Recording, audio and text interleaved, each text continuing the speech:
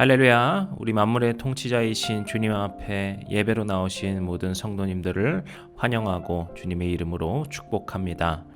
11월 4일 금요일입니다. 오늘도 주님께 예배 드리심으로써 새 힘과 능력이 있는 기쁜 예배의 시간이 되시기를 기도하겠습니다. 우리 함께 조용한 기도 드리심으로 오늘 예배 드리겠습니다. 우리 가운데 역사하시고 충만하신 그 은혜를 베풀어 주시는 능력의 주님, 주님의 자녀들이, 주님의 제자들이, 주님의 백성들이 이 시간 예배로 주님 앞에 나아옵니다. 우리의 마음을 받아주시고 우리가 오직 영과 진리로 주님께 예배드리는 예배의 순간이 되도록 주님 인도하여 주시옵소서. 우리의 마음과 생각을 오직 주님께로만 집중케 하여 주시고 주님만 바라보며 예배드릴 수 있는 거룩한 예배의 시간, 은혜의 예배의 자리가 되도록 주님 축복 가운데 우리와 함께하여 주시옵소서. 우리 주님 예수 그리스도의 이름으로 기도드렸습니다. 아멘. 오늘의 시편 찬양 시편 121편 4절부터 6절까지의 말씀을 우리 함께 선포하겠습니다. 이스라엘을 지키시는 이는 졸지도 아니하시고 주무시지도 아니하시리로다. 여호와는 너를 지키시는 이시라. 여호와께서 내 오른쪽에서 내 그늘이 되시나니 낮에 해가 너를 상하게 하지 아니하며 밤에 달도 너를 해치지 아니하리로다. 아멘. 오늘 우리에게 주시는 하나님의 말씀 다니엘서 2장 14절부터 23절까지의 말씀을 우리 함께 읽도록 하겠습니다. 그때 왕의 근위대장 아리옥이 바벨론 지혜자들을 죽이러 나가매 다니엘이 명철하고 슬기로운 말로 왕의 근위대장 아리옥에게 물어 이르되 왕의 명령이 어찌 그리 급하냐 하니 아리옥이 그 일을 다니엘에게 알림해 다니엘이 들어가서 왕께 구하기를 시간을 주시면 왕에게 그 해석을 알려드리리이다 하니라. 이에 다니엘이 자기 집으로 돌아가서 그 친구와 하나냐와 미사엘과 아사랴에게 그 일을 알리고 하늘에 계신 하나님이 이 은밀한 일에 대하여 불쌍히 여기사 다니엘과 친구들이 바벨론의 다른 지혜자들과 함께 죽임을 당하지 않게 하시기를 그들로 하여금 구하게 하니라. 이에 이 은밀한 것이 밤의 환상으로 다니엘에게 나타나 보임에 다니엘이 하늘에 계신 하나님을 찬송하니라. 다니엘이 말하여 이르되 영원부터 영원까지 하나님의 이름을 찬송할 것은 지혜와 능력이 그에게 있음이로다.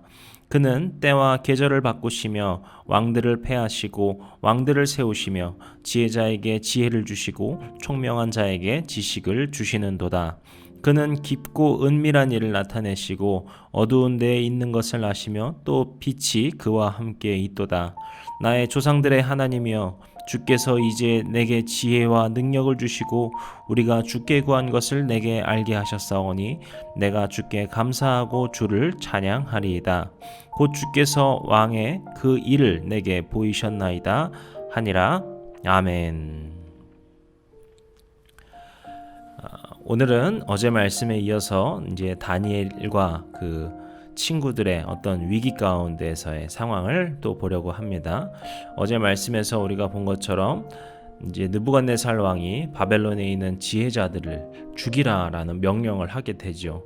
실제로 죽게 되는 이들도 있었고 이제 다니엘과 그 세 친구에게도 그런 죽음의 위기가 다가올 수 있는 상황이었습니다.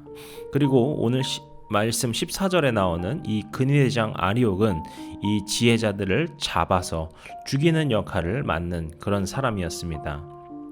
여기서 근위대장이라고 이제 번역하고 있는 것은 고위 관료를 말을 하는데요. 그저 어떤 무사 정도가 아니라 느부갓네살의 측근이자 또 신임받는 관료가 바로 이 아리옥이다라고 우리가 추측해 볼 수 있을 것 같습니다. 그리고 그때 다니엘이 그에게 명철하고 슬기로운 말로 말했다라고 하죠. 지금 아리옥은 왕의 명령을 받았습니다. 지혜자를 죽이라라는 명령이었죠.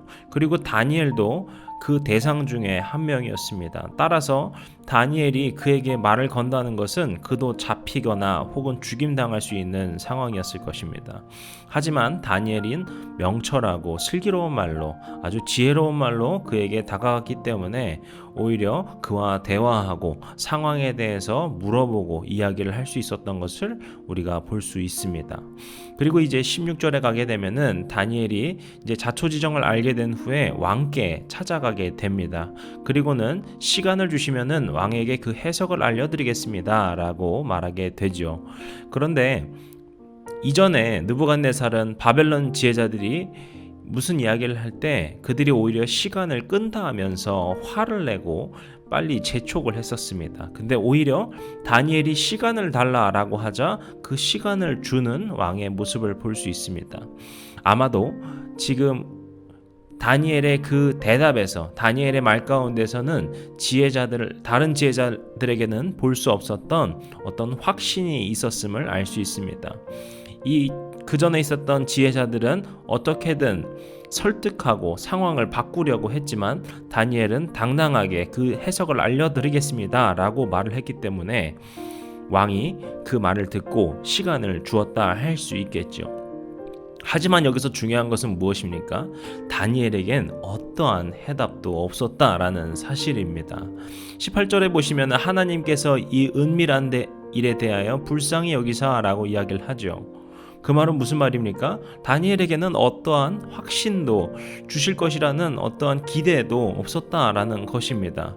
그럼에도 불구하고 담대하게 왕 앞에서 그것을 구했다라는 것은 그저 다니엘의 배짱을 말을 하는 것이 아니라 그에게는 어떠한 하나님을 향한 믿음과 신뢰가 있었다라는 것을 우리가 생각해 볼 수 있을 것 같습니다. 하나님께서 나를 선하게 인도하여 주실 것입니다. 선하신 주님께서 이 상황 가운데에서 어떠한 응답으로 우리에게 인도하심과 알려주심을 주실 것입니다 라는 확신이 다니엘에게 있었기 때문에 그가 왕 앞에서 그렇게 담대하게 구할 수 있었던 것이죠. 그리고 다니엘은 어떤 특정한 답을, 분명한 답을 하나님께 구하지는 않습니다. 이 상황에서 다니엘이 구할 수 있는 가장 정확한 기도는 무엇이었을까요? 왕의 그 문제, 왕이 낸 그 문제, 그 꿈과 그 해석에 대해서 주님 알려주십시오. 제가 그거를 해결하게 도와주십시오 라고 말하는 것이 정확했겠죠. 하지만 다니엘이 구한 것은 그렇지 않았습니다. 주님께서 우리를 불쌍히 여겨주셔서 다니엘과 친구들, 저희들이 죽임을 당하지 않도록 주님 우리를 구하여 주시옵소서 라고 하는 고백임을 우리가 볼 수 있습니다. 우리가 기도 가운데 나아가는 것은 때로는 굉장히 구체적일 필요가 있을 때가 있는 것 같습니다. 주님께 어떠한 것을 뭉뚱그려서 기도하는 것이 아니라 구체적으로 나의 상황과 나의 환경을 말씀드리고 주님께서 어떻게 도와주시기를 구하는 것도 우리에게 굉장히 중요합니다. 그런데 우리가 또 중요한 것이 있다면 주님께 모든 것을 맡겨드리는 기도도 굉장히 중요한 것 같습니다. 주님께서 어떻게 일하여 주실지 그걸 나의 생각으로만 제안하는 것이 아니라 주님께서 나에게 일하여 주실 것을 믿고 신뢰하고 기대하면서 소망하면서 그저 주님께서 우리를 불쌍히 여겨주시옵소서, 우리를 긍휼히 여겨주시옵소서, 그래서 우리 가운데 선한 일을 이루어 주시옵소서 이렇게 고백하며 나아가는 것이죠. 그리고 이제 하나님께서는 그것을 응답하여 주시는데요. 19절에 보시면은 은밀한 것이 밤의 환상으로 다니엘에게 나타났다라고 말을 합니다. 그것은 느부갓네살이 냈던 그 문제, 자신이 꾼 꿈과 그 해석이 무엇이냐라고 했던 그것이 바로 은밀한 것이었겠죠. 그리고 그 꿈과 그 해석에 대해서 환상으로 하나님께서 다니엘에게 보여주신 것입니다. 그런데 이 이후에 다니엘의 반응이 또 되게 재밌습니다. 20절에 보시면 다니엘이 어떻게 합니까? 19절 마지막에서부터 말을 하죠. 다니엘이 하늘에 계신 하나님을 찬송하였다. 그리고서 20절부터는 쭉 찬송의 이야기가 나오는데요. 우리가 잘 생각해 보시면은 지금 다니엘은 아무런 결과를 받은 상태가 아닙니다. 물론 그 은밀한 일을 환상을 통하여서 보았죠. 그런데 그것을 왕에게 말을 하고 왕의 어떤 반응을 보아서 무언가가 다 해결된 상황이 결코 아니라는 겁니다. 그런데 이미 다니엘은 아무 결과가 없음에도 불구하고 마치 모든 것을 받은 것처럼, 모든 것이 해결된 것처럼 하나님을 찬송하고 있는 것을 볼 수 있습니다. 저는 이 구절을 보게 되면서 우리가 잘 알고 있는 히브리서 11장 1절의 말씀이 가장 많이 생각이 났었는데요. 이 히브리서 11장 1절이 그렇죠. 믿음은 바라는 것들의 실상이고 보이지 않는 것들에 대한 증거다, 이렇게 이야기를 하죠. 지금 다니엘의 모습이 바로 그랬습니다. 왕 앞에서 담대하게 고백하고 있는 다니엘 가운데에는 그가 아무런 응답을 받지 않았지만 선하신 주님께서 이미 우리에게 주시고 역사하시고 인도해 주실 것이라는 믿음이 있었기 때문에 그렇게 담대히 선포할 수 있었습니다. 그리고 하나님으로부터 그 환상을 보게 된 후에도 아직 어떠한 결과나 어떠한 해결을 본 것이 아니지만 이미 다니엘의 마음 가운데서는 주님의 응답이라는 확신으로 이미 그 모든 것을 받았다라는 것에 대한 믿음이 있었습니다. 이것이 바로 다니엘이 이 험난한 바벨론의 생활 가운데에서도 믿음으로 승리했던 비결이라고 믿습니다. 우리가 오늘 하루 살아가는 가운데에서도 바로 이러한 믿음이 필요할 줄로 믿습니다. 보이지 않을 때, 아무것도 캄캄이 느껴지지 않을 때 주님의 응답이 과연 우리 삶에 어떻게 역사하여 주실 것인지 전혀 알 수 없는 것 같은 그때, 바로 그때 우리 주님께서 역사하여 주시는 것입니다. 우리가 생각하지 못한 방법으로, 때로는 우리가 알지 못했던 길로, 때로는 우리가 전혀 고려하지 않았던 그 모든 것들을 통하여서 우리 주님께서는 일하시고 응답하여 주시고 역사하여 주실 줄로 믿습니다. 오늘 하루 우리가 살아가는 가운데 그러한 믿음을 가지고서 주님께 나아가시는 여러분이 되시기를 축복합니다. 그리고 또 이어서 이제 20절부터는 앞서 말씀드린 것처럼 다니엘의 찬송을 보실 수 있습니다. 그래서 20절부터 23절까지 그 찬양의 고백이 나오게 되는데요.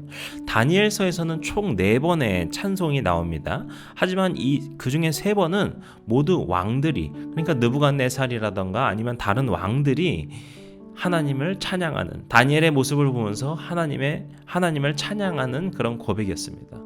오직 오늘 본문만이 다니엘이 직접 하나님께 드리는 찬송구임을 알 수 있습니다. 그러면 그 찬양의 내용이 어떻게 되는가 우리가 보게 되면은요, 20절에서 이제 다니엘은 하나님의 그 이름을 찬송하고 있죠. 그러면서 지혜와 능력이 그에게 있다라고 이야기를 합니다. 지금 이 모든 일의 발단이 무엇이었습니까? 지혜라고 하는 그 주제로부터 시작이 됐습니다.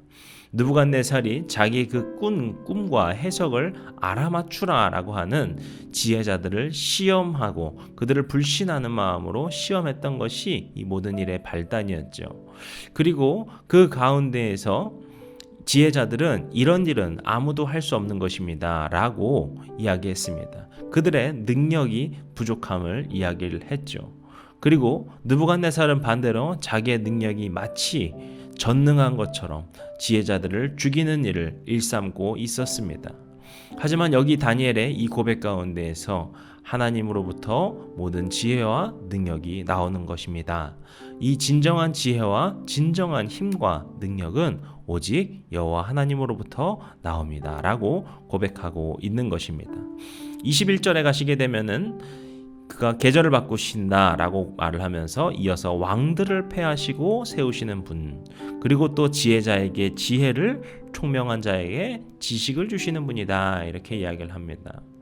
여기서 왕들을 폐하고 세운다라는 고백에 있어서 보실 수 있듯이 느부갓네살, 그가 마치 대단한 권력을 갖고 있는 것 같지만 그조차도 하나님께서 폐하게 되시면은 폐하는 것이고 다시 세워주시면은 세워주시는 오직 주님의 손안에 있음을 볼 수 있죠. 또 그뿐만이 아니라 왕의 그 수많은 지혜자들, 그들 또한 모든 주권이 하나님께로부터 있는 것이다 라는 것을 선포하고 있습니다.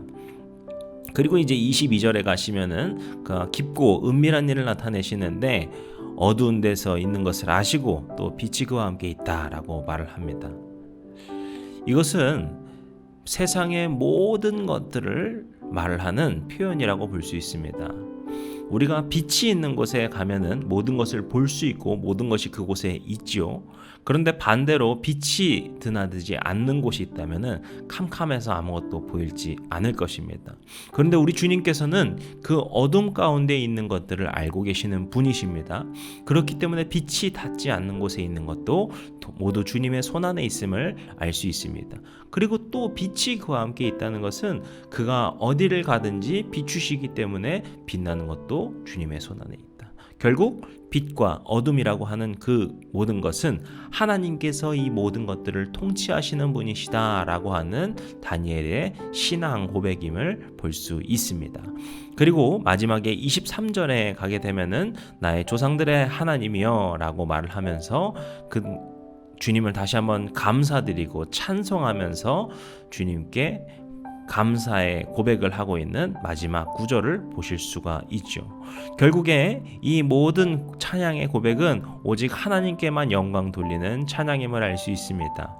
다니엘은 자신이 왕에게 찾아가서 그 꿈을 해석하기 이전에 자신이 행할 일, 자신에게 앞으로 있을 일을 오직 주님께만 영광 드리는 고백으로서 나아가고 있는 것입니다. 저는 우리의 삶에도 이런 감사와의 찬송이 있는 삶이 되었으면 좋겠다. 우리의 삶 가운데도 믿음의 감사 찬송, 감사의 찬양이 있는 하루하루가 매일의 순간이 되면 좋겠다라는 묵상이 되었습니다. 오늘 하루 살아가시면서 우리의 삶의 모든 것들을 고민해 보시면서 묵상해 보시면서 주님께서 주신 그 많은 것들을 기억하시고 그것들을 묵상하시고 그것들의 감사의 고백으로 늘 나아가실 수 있는, 그래서 오늘 하루를 오직 주님께만 영광 돌릴 수 있는 믿음과 감사의 삶이 우리 모든 성도님들의 삶이 되시기를, 그렇게 주님 앞에 온전히 나아가실 수 있는 믿음의 삶이 되시기를 주님의 이름으로 간절히 축복합니다. 기도하시겠습니다. 우리의 삶을 주관하시고 인도하시고 모든 순간순간 우리와 늘 항상 함께하여 주시는 능력의 주님, 오늘 우리가 본 이 말씀을 기억하면서 오늘 하루가 주님께만 온전히 찬양과 경배에 올려드릴 수 있는 삶이 되도록 주님 인도하여 주시옵소서. 우리를 사랑하여 주시는 주님께서 축복하여 주시고 우리의 삶의 모든 것 되어 주시는 주님께 온전히 영광 드리며 살아갈 수 있는 우리가 되도록 도와주시옵소서. 우리가 어렵고 힘든 일이 있을 때 우리를 도우시는 분, 선하게 인도하여 주시는 분, 우리의 그 기도 가운데 응답해 주시는 분이 바로 주님이신 줄로 믿습니다. 오늘 우리의 기도 가운데 주님 함께하여 주시고 우리의 부르짖음을 들으시고 우리의 아픔을 아시는 주님께서 선한 길로 인도하시며 우리를 인도하여 주시옵소서. 오늘 하루를 주님께 맡겨드리고 오늘 하루의 모든 순간순간을 주님께만 찬송드리길 원합니다. 주님 홀로 영광 받아 주시옵소서. 이 모든 말씀 우리를 사랑하시고 인도하여 주시고 우리의 삶 가운데 역사하여 주실 우리 주님 예수 그리스도의 이름으로 기도드렸습니다. 아멘.